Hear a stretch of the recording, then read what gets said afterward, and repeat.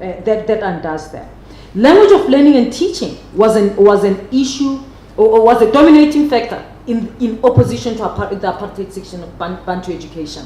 So language, it's not only in South Africa that when politics change, one of the first things that countries do is they change is the language policy. Yes. Look at elsewhere on the continent. Not only you just have to go to Canada and look at the Canadians. They talk as if French and English are the only ones, even though there are Cree people and they have other languages. And you should see Cree people go on a protest for their languages and their rights. Okay, before they protest about other things, the government can give them money and whatever. Language is key, and so language is central. It's political, and that is key in terms of how we go forward in terms of thinking about policy. The political role of language has got implications for how social goods are or to be distributed. And social goods are anything that a group of people believe to be a source of power. If I think speaking English in the first place, in a particular accent is going to get me a flight incentive, and it does, or it's going to get my child this or that, it does. That's part of how the political role of language plays out.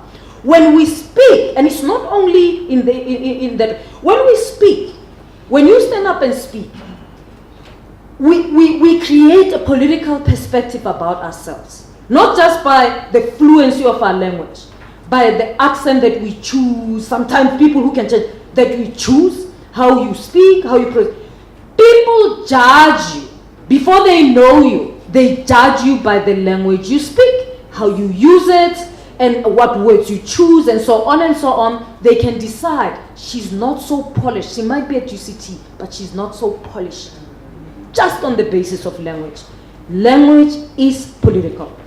Given that political nature of language, therefore, decisions about which language to use, how and for what, in multilingual mathematics classrooms are not trivial. They are not pedagogic and just cognitive. They are also political. The teacher standing there, the parent who says, I don't want my child to be taught in Zulu, I want them to be taught in English, is not making just a pedagogic decision. She's making a political choice. We've got to know that. The teacher who says, fine, it's a multilingual policy, but I want to teach in Afrikaans, is not making a pedagogic decision, she's making a political choice. Maybe not just for her, but for her learners and what she thinks English is going to give them access to. So to sit and to just say, well, this is what the parents want, so we are just going to give it just as it is. We've got to use this information to inform our research, to find out, so what do we do in this situation? Research shows that despite what policy says, teachers in black, and that's my research, so I know that. Teachers choose English, learners in black African schools in South Africa, they prefer to be taught mathematics in English, a language that they're still learning despite their limited fluency in it. I've done that research. I've interviewed parents, teachers, and learners in Soweto, very progressive places, in rural villages, whatever. So I've written papers on that. So we know that, okay?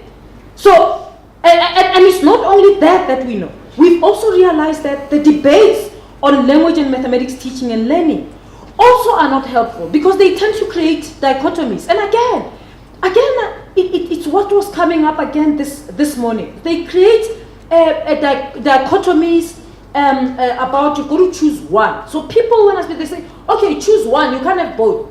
Choose one, English or African languages. Parents want English. What are you saying? Okay, I'm going to answer that question today. Now, the question though is why the seeming disconnection between research and policy and practice. Research on language and learning has been framed by cognitive perspective, and language preferences of teachers and learners in black African schools who prefer English are informed by the socio-political realities of their context. That's why there's a disconnect. Their decisions are socio-politically influenced, but the research comes from the other side. So we as researchers have to realize that actually That's because language is not benign. It's a product and career of power, and that's why it's causing this discomfort in our context. So what we have in our country is a multilingual policy, but a monolingual practice. Okay, we have a policy that says we encourage multilingualism, we've got all these languages. Come to implementation, you must choose one. You can't have two, you must choose one. Except if you're Afrikaans, then there's a time when you can work dual. I digress. The South African, our language policy assumes that teachers, learners in multilingual classrooms together with their parents are somehow free of economic, political, ideological constraints and pressures when they apparently freely opt for English as a language of learning. I tell you, it's not free. It is not a free option that they make. Our policy is taking a structuralist and positivistic view of language, one that suggests that languages can be free of cultural and political influences. And that's why it asks schools to choose one language. Okay? Because you are free. These languages are equal. You're free. You choose one. It's multilingual. We encourage multilingualism, but just choose one. The multilingual policy, but just choose one. And that's what I want to challenge, and I want to argue that we can do something about that. Because given the hegemony of English, the choice that our policy offers is a false choice. The choice is made already. It's a choice for English. The way things are, you have a hegemony of English, you have English giving you all this power and so on and so forth, and then they say choose. How do you choose? Why are we surprised that parents are choosing English? They're not choosing English. It was chosen for them. And then they were asked choose. And that's because not all languages are equally powerful.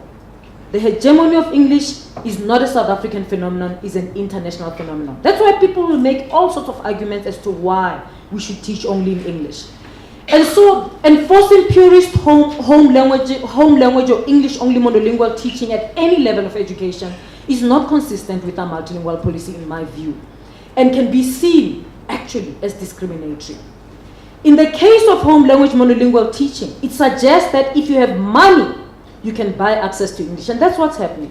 In many schools in Gauteng, where they say, well, it's a foundation phase, must teach in the home language, it's only Zulu in school.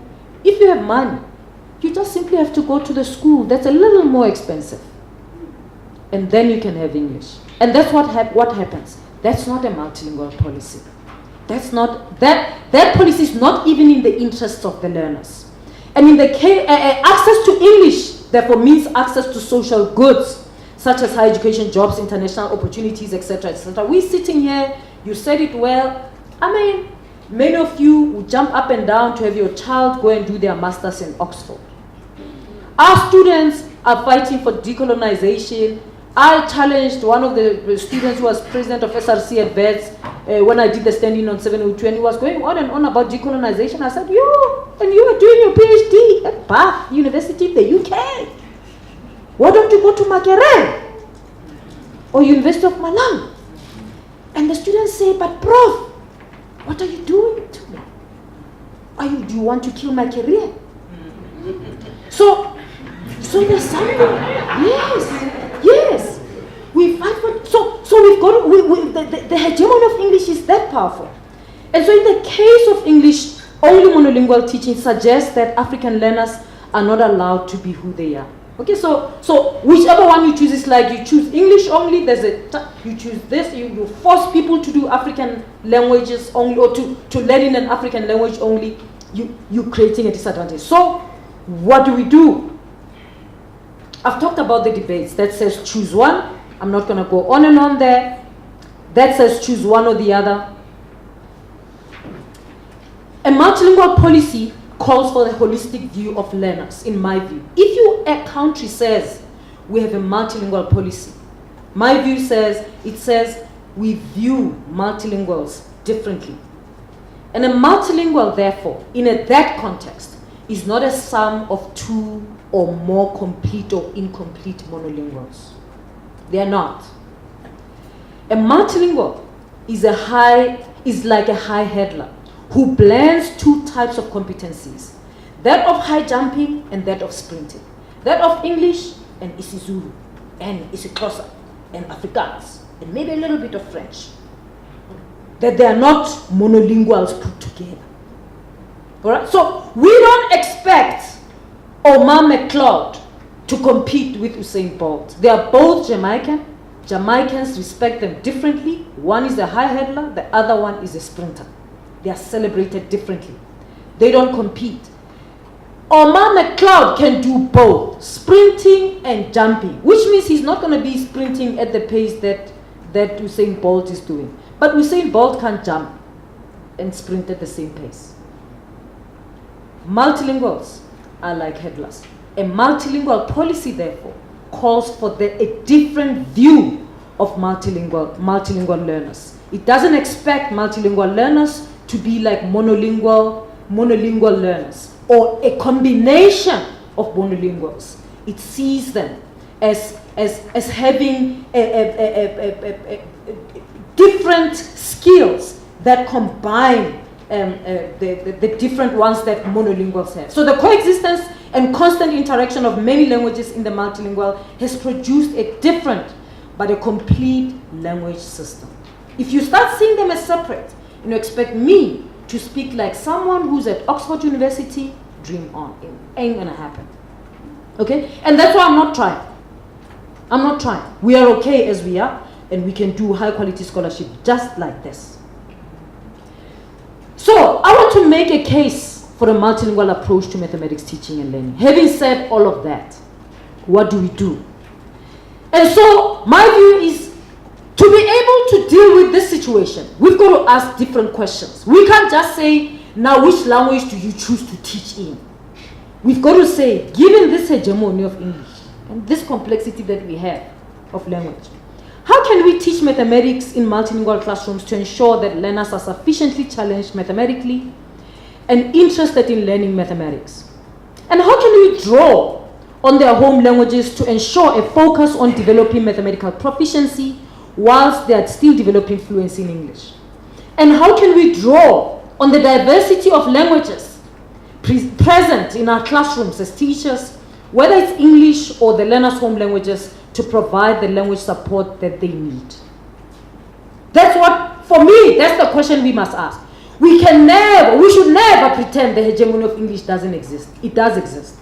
So the question that we are asking should say, fine, it exists. It's political. So then what do we do? And so in my research, I explored that. Okay? I'm not at the University of KwaZulu-Natal. I respect what they do. I think it's important because it develops our African languages. Our African languages need to develop. I'm a mathematics educator. I've got a different problem. Not a problem of language development, but a problem of quality mathematics teaching and learning and improving learner performance and all of that in our country. That's my problem. I don't want to get it all mixed up. Okay? So I asked a different question. I'm not asking how do you develop languages and so on. There are teams at UKZN that do that, and yes, I support that. It's about time. All right? So in attending to this problem, I started with a theoretical framework so that we don't go everywhere. I started with this view, a holistic view of learners, which is different from a monolingual view. And I've explained it when I explained the difference between Mamokgethi and Usain Bolt. Okay, that view of a multilingual, that's part of my theoretical underpinnings. And then an understanding of language as a resource, not as a barrier or a problem. And then an understanding that for a resource to be useful, it needs to be both visible and invisible. We have to know that it's there. See it, feel it, hear it, but it shouldn't really detract our attention from the mathematics that we are dealing with. We are in a mathematics class. Language is there as a resource. It's got to be visible. So we know there's Zulu happening in this classroom, but it's not the focus. The focus is the mathematics. There's English or whatever happening in this classroom, but that's not the focus. The focus is the mathematics. So to have this language being a resource that's both visible and invisible, because for it to be useful, it has to be invisible. The minute it becomes constantly visible, we focus on it rather than the mathematics. And we don't want to lose sight of the mathematics. And the principles that should guide this multilingual approach to mathematics education are that the first is the deliberate, strategic, and proactive use of the learner's home languages. And this is way beyond code switching. I did research on code switching. When I started in my master's many years ago when I was young to look at what are teachers doing in their classrooms. And code switching was prevalent. And it is that journey that got us here. Code switching is prevalent, but it's limited because it is spontaneous, it is reactive, it is not proactive, it is not thought through. You respond in class at that time.